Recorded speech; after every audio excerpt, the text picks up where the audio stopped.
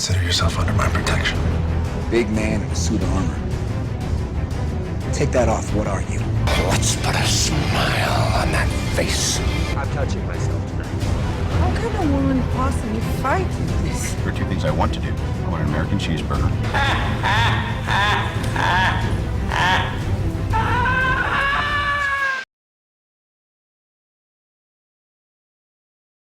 Hey, what's up guys? It's Uz here from the DC vs Marvel podcast, and this is a video that I've wanted to be doing there for a while, and I think it's long overdue. I think it's really long overdue, man. I have been kind of re-going back into old comic books. I say this is old, you know, this is not like the 1960s or whatever, but I wanted to kind of go back in and start, you know, I had loads of comic books, but I wanted to start collecting like the deluxe editions and all that kind of stuff there, and really get into the kind of source material. And I started reading Superman Rebirth again, right? And the thing about Superman Rebirth is, from when you see the reviews, if you go and have a look at reviews of Superman Rebirth online, right, Superman Rebirth is considered the kind of definitive Superman, right? It's like gone back to the essence of what Superman was. Now, when you look at the New 52, for example, obviously these are all from Rebirth, but when it came to the New 52, they drastically changed up Superman's story, and a lot of people did not like that, and a lot of people started moaning about that and wanted it to go back to the original Superman. And this, in essence, is what really is a return to the original Superman. Now, one of the things that I like about this as well, and we'll be going through each book kind of in turn, but one of the things that I like about this is that Superman, for me, as a kid, shock horror, I never used to like Superman. And the reason being was Superman was too much of a good guy, he's too much of a nice guy, and too much of a Boy Scout. And I wanted to read about Batman, right? I wanted to read about, you know, the guy who beats the crap out of people and criminals and all that kind of stuff. But the thing about Superman is this: Superman, in essence, is a good guy. And Bruce Wayne does say himself that, you know, Superman, in essence, is a good guy and I'm not, right?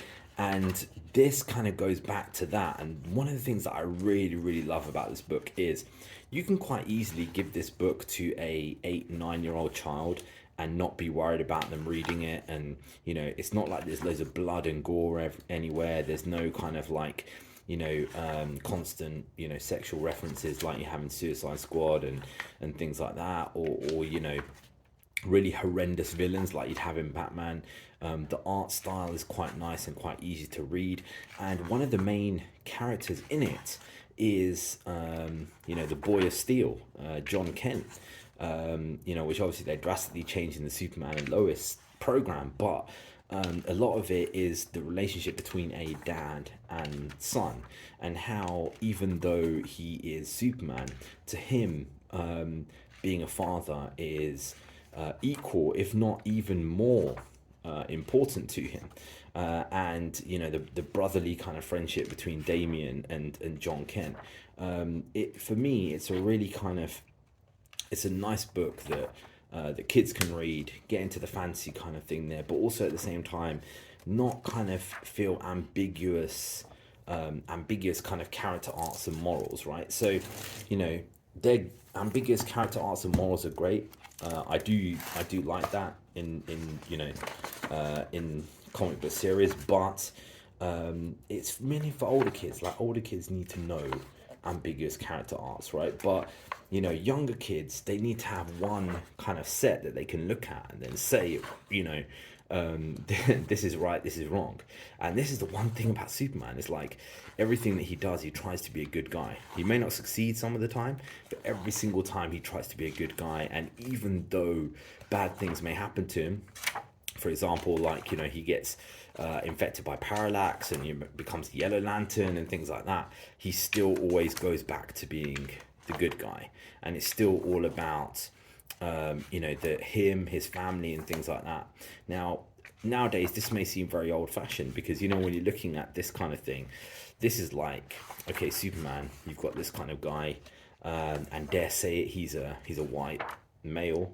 Of course he's an alien, but yeah, he's a white male, and he's got a wife and he's got a child, and it's like a nuclear family, right? And they're all just, you know, all together, and there's nothing kind of different about the way that their family is, you know, from the way that the families were in the 50s. And he uses his mom and dad, mom, pa, Ken, as a you know, as a kind of template, right? And nowadays, obviously, from every single program, you kind of see they try and stop that. So having said that, as we get further and further along, or we start getting into the Deathstroke kind of things, it does start to become a little bit bloody. But even with that, they don't go full bore into it. They still stop before it becomes too crazy, unlike if you're looking at Suicide Squad comic, where it goes absolutely flipping crazy. The art style is awesome, and the one thing that I like is that it's pretty much consistent throughout the entire thing, as I've been showing you, and just nattering on continuously. And you get these kind of interesting stories, such as, this is one of my favorite ones, and I don't even know how they even wrote this, but you've basically got like Bizarro, and his son Boy Zorro, and how Bizarro is like the opposite of Superman. He's a bad guy, he's a nasty guy, right? And he kind of abandons his son, right? It's like he's a bad guy, he's a horrible guy, and he abandons his family and he abandons his son, and his son just kind of wants his dad to be to be with him, and you know, like any son would.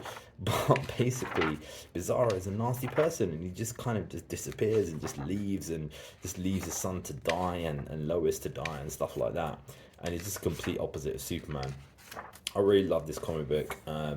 I would also say to you that, you know, if you have it's not a problem for children to be reading a comic book like this there as well, compared to many others that are very concerning for adults to watch. So why don't we put this all, I know, oh, look at that, look at that, look at that. Look at the curve on that thing there. So I know that, you know, some collectors will be horrified. Why are you reading this? Why are you putting it on the shelf like that? You know, but comic books are meant to be read, man. So let's put that on the shelf, and I'll show you guys what that looks like. So here we go there, and this is the Rebirth Superman on the shelf. I really need to get some more heavy duty. Really need to get some more heavy duty bookends than this. But yep, that's my Rebirth collection, and that is kind of increasing there at the moment. I've got the next two flashes, which I'm reading there at the moment, and we'll do you guys a video of that there soon. So make sure to watch out for that. Until then, guys, let me know what you think of these Superman comic books, and I'll see you again next time.